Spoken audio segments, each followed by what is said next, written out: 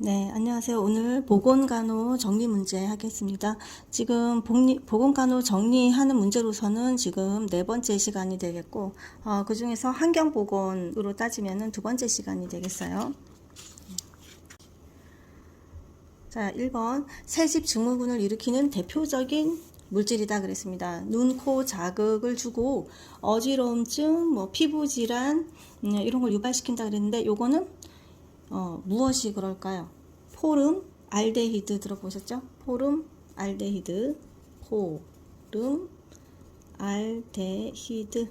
자, 새집 증후군 하면 포름 알데히드 찾으시고요. 2번, 일정한 다수인이 밀집되어 있거나 산소가 불충분한 실내에 장기간 밀폐되어 있으면 실내 환기가 불량해가지고 정상 공기 성분의 화학적인 조성 변화로 인해서 그러니까 지금 환기가 안 되고 산소가 지금 불충분하고 다수가 밀집되어 있다는 얘기죠. 그래서 장기간 밀폐되어 있는데 정상 공기 성분이 화학적 조성 변화, 그러니까 산소는 모자라고 이산화탄소는 많아지는 거가 되겠어요. 화학적 조성 변화라고 하는 것은. 그래서 두통, 불쾌감, 권태, 어지럽고 구토, 이런 신체 증상을 초래하게 되는데, 자, 이게 뭔가 이거죠. 실내 환기가 가장 중요한 처치이다 그랬습니다. 이게 군직독이죠. 군직독. 실내 환기가 가장 중요하다. 자, 3번. 강화하는 매진량을, 자, 떨어지는 매진량을 측정하는 그 기기는 지난번에 우리가 제가 이제 그림을 보여준 적도 있거든요. 수업 시간에 디포짓 게이지. 그러니까 디포짓이란 말은 이제 쌓아놓는다는 뜻이에요. 그쵸? 자, 떨어지는 그 매진량이 많으면 많을수록, 그러니까 비와 함께 떨어진다 그랬을 때 이거를 측정을 하면 많이 떨어진 지역일수록 오염된 지역이 되겠어요. 4번. 환기가 안 되는 밀폐된 공간에 잘 축적이 되는 라돈은 담배에 이어서 두 번째로 흔한 무엇의 원인으로 지목이 되고 있다. 그러니까 담배는 폐암의 원인으로 지목이 많이 되고 있잖아요. 그쵸? 그런데 라돈은 담배에 이어서 폐암의 원인으로 지목이 되고 있다 그랬습니다. 폐암. 네. 그래서 밀폐된 공간에 잘 축적이 된다. 그래서 환기를 또 시켜야 되겠다 그랬습니다. 라돈. 자, 5번째. 대기 오염물 중에서 발생원에서 직접 대기로 방출되는 오염원. 그러니까 대기를 오염시키는 물질 중에서 지금 발생하는 그 원인에서 바로 나오는 그 오염원을 1차 오염원이라고 해요. 1차 오염원 또는 1차 오염 물질이라고 합니다. 어떤 게 있냐면 일산화탄소, 질소, 산화물, 탄화수소, 황산화물, 입자상의 물질, 이런 것들이 1차 오염원이 되겠어요. 그런데 6번. 그러면은 대기 오염물질 중에서 광화학적, 그러니까 빛과 화학적인 그런 반응에 의해서 새롭게 바뀌게 된 그 오염물을 무엇이라고 하냐는 거죠. 예를 들어서 스모그, 케톤, 펜, 오존, 알데히드, 이런 것들은 그 대기 오염물 중에서 광화학적 반응에 의해서 다시 어떤 새롭게 변환된 그 오염원이에요. 이것을 2차 오염 물질 또는 2차 오염원이라고 하겠습니다. 7번. 굴뚝에서 나오는 연기의 농도를 측정한다. 매연이죠. 굴뚝에서 나오는 이 연기가 매연이에요. 그래서 매연 농도를 측정한다. 그 방법을 무엇이라고 하는가? 그러면 뭐라고 해야 돼요? 링겔만, 그 사람 이름이죠. 링겔만 농도표라고 했습니다. 자, 8번. 오래된 건물에서, 자, 여기는 오래된 건물이 힌트예요. 오래된 건물에서 문제를 일으키는 것으로 특정 원인이 밝혀지지는 않았지만은 대부분 밀폐되고 업무용 사무실 건물 같은 데서 일어나요. 증상은 눈과 목이 따갑고 기침, 두통, 집중력이 떨어지고 기억력이 떨어지고 가려움, 발진 등이 일어나는데, 자, 오래된 건물이라고 했어요. 그것을 뭐라 그러냐면 빌딩 증후군이라고 합니다. 빌딩 증후군. 네. 우리나라는 새집 증후군에 밀려가지고 빌딩 증후군을 잘 그렇게 생각하진 않는다고 했는데, 여기서 8번 답은 빌딩 증후군. 9번. 지구 대기 내의 이산화탄소와 수분이 축적이 돼가지고 지구 복사선을 흡수함으로써 태양열과 복합하여 대기의 온도를 상승시킨다 그랬어요. 자, 온실 효과라고도 부르는 건 지구의 온난화죠. 지구의 온난화가 온실 효과예요. 뜨거워진다는 거죠. 10번 도시의 공기 오염이고요. 도심의 온도가 변두리보다 약 5도 정도 높게 되면서 더운 공기는 상승하고 도시 주변의 찬 공기가 지표로 흐르게 돼요. 이로 인해서 이 도심의 먼지 등 오염물질이 위로 올라가서요. 먼지 지붕을 형성하게 되는데 이것을 무엇이라고 하는가? 열섬 현상이라고 하죠. 열섬 현상. 네. 우리가 수업 시간에 했기 때문에 다 알고 계실 것 같습니다. 자, 스페인어로 남자아이란 뜻이고요. 여기까지만 해도 답이 나오죠.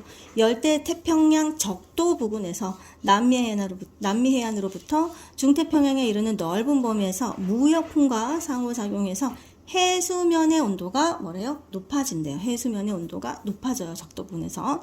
자, 그래서 그 영향으로 필리핀, 인도네시아, 호주, 북동부 등지에서는 강수량이 평년보다 적고 미국 남부, 멕시코, 북부 등은 홍수가 많이 나는 이런 이상현상, 이것을 무엇이라고 하는가? 네.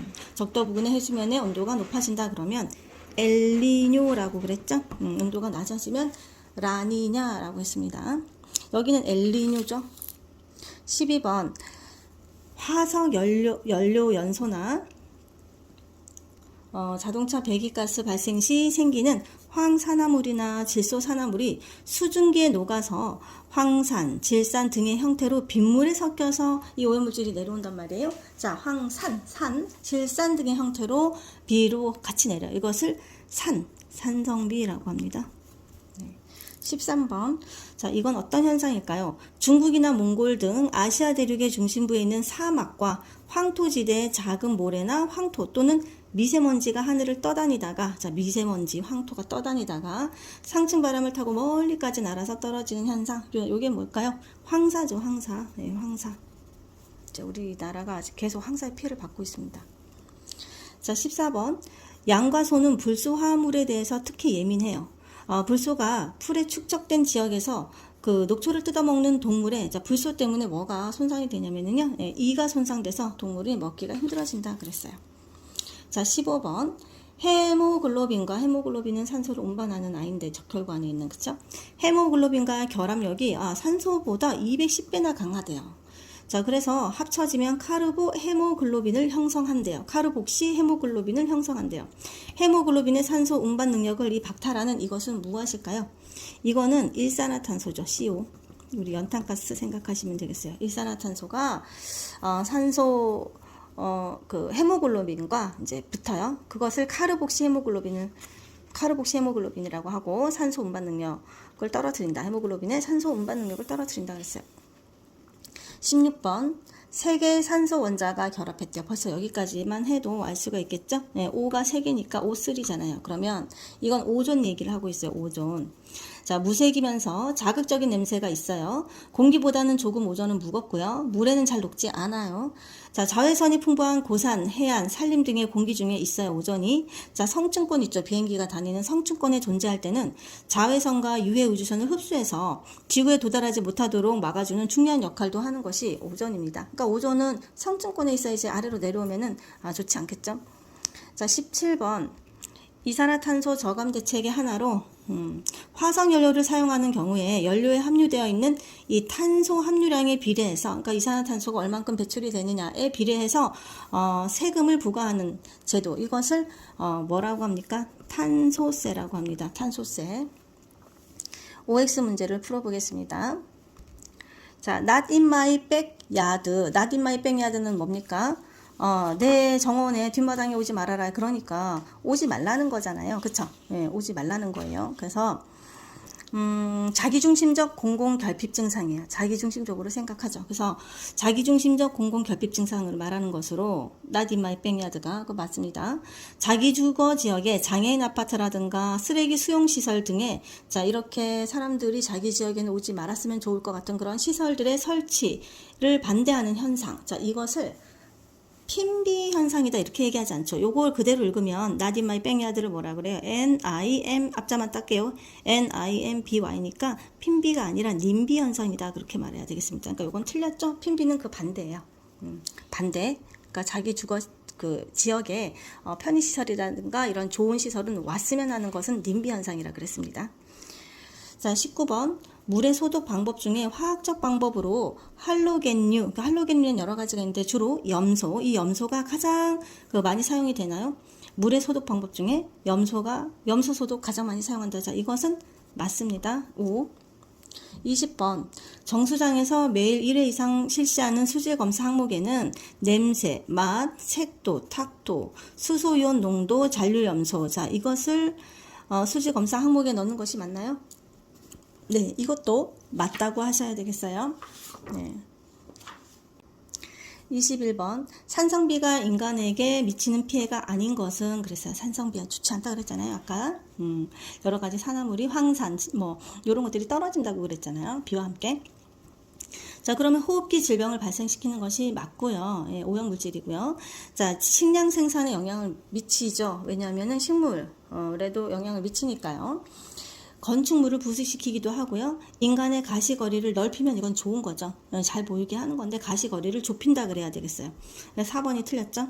다시 한번 불러드릴게요. 1번 호흡기 질병 발생 맞고, 2번 식량 생산에 영향을 주는 것이 피해가 맞고, 3번 건축물 부식시키는 것이 맞고, 4번 인간의 가시거리를 넓힘이 아니라 좁힘이 되겠고, 5번 토양 중에 알루미늄이나 중금속 등의 나무에게 해로운 물질을 용출을 시켜서 산림을 황폐화시키는 것도 맞아요.